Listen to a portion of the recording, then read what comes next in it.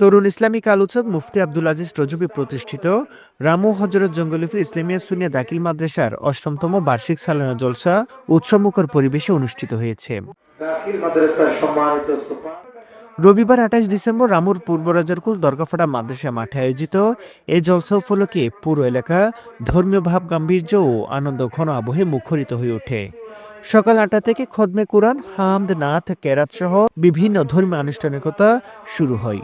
প্রতিষ্ঠানের প্রতিষ্ঠাতা তরুণ ইসলামিক আলোচক মুফতি আব্দুল আজিজ রজবীর সভাপতিত্বে আয়োজিত জলসায় মেহমানে আলা হিসেবে উপস্থিত ছিলেন রাজারকুল মাসুমি ইসলামিয়া সুন্নি আলিম মাদ্রাসার সাবেক অধ্যক্ষ আল্লামা সৈয়দ মোহাম্মদুল্লাহ নকশবন্দি। উদ্বোধক হিসেবে উপস্থিত ছিলেন ঘুনারপাড় ইসলামিয়া সুন্নিয়া দাখিল মাদ্রাসার প্রতিষ্ঠাতা মুফতি আব্দুর রশিদ হক্কানি নকশবন্দি। মাদ্রাসা সহ সুপার মাওলানা তারিকুল ইসলাম নুরীর সঞ্চালনায় প্রধান বক্তা হিসেবে আলোচনা করেন প্রখ্যাত ওয়াইজ ও শাইর আহলে সুন্নাত আল্লামা মুক্তার আহমদ রজবী।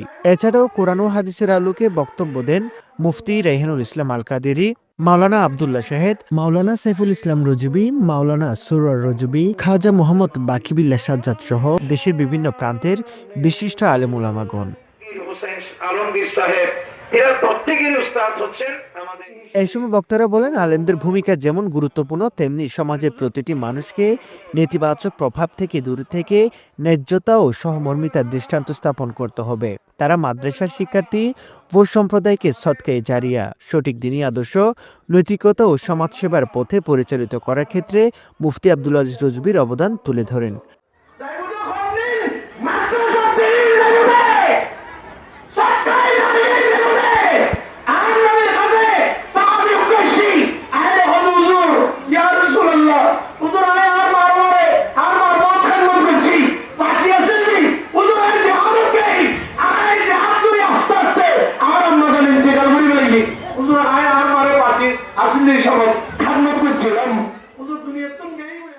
পরিশেষে মিলাদ কিয়াম ও দোয়া মোনাজাতের মাধ্যমে মাহফিলের সমাপ্তি ঘোষণা করা হয়।